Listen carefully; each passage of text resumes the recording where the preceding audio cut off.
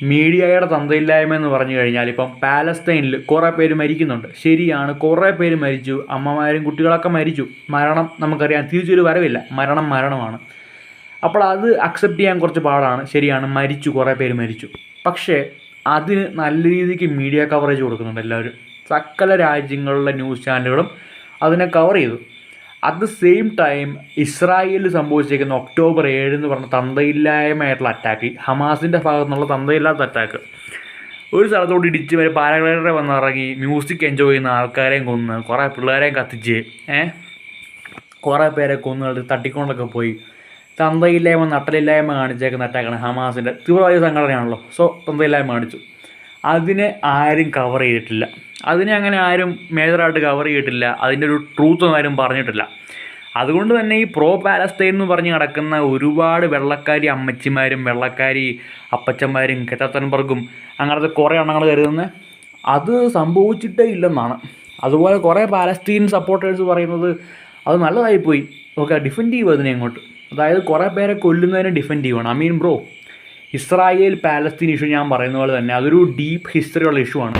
അത് പണ്ട് തൊട്ടുള്ളൊരു ഇഷ്യൂ ആണത്, പണ്ട് തൊട്ടുണ്ടത്.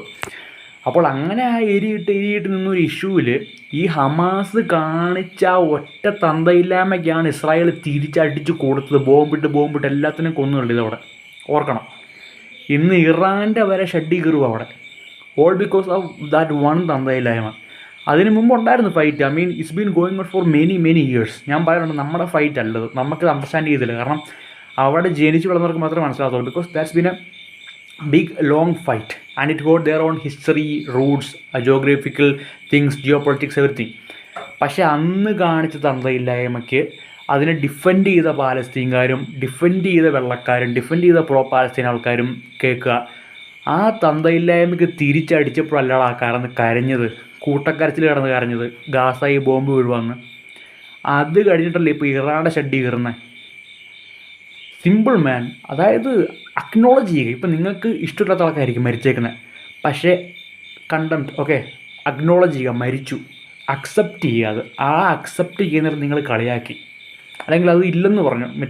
ഇസ്രായേലിൽ ആരും മരിച്ചില്ലെന്ന് കള്ളം പറഞ്ഞു തിരിച്ച് അടിക്കുന്നുണ്ടോ അവർ? അത്രേ ഉള്ളൂ. പിന്നെ എൻഡ് ഓഫ് ദ ഡേ ഞാൻ ഇന്ത്യക്കാരനാണ്, എനിക്ക് എൻ്റെ രാജ്യം നോക്കിയാൽ മതി. അതുകൊണ്ട് തന്നെ ഞാനിത് കൺസേൺ അല്ല. ഈ രാജ്യങ്ങൾ തമ്മിൽ എന്ത് കാണിക്കുന്നു എനിക്ക് വരേണ്ട ആവശ്യമില്ല. I am an Indian, my country is first, അത്രേ ഉള്ളൂ.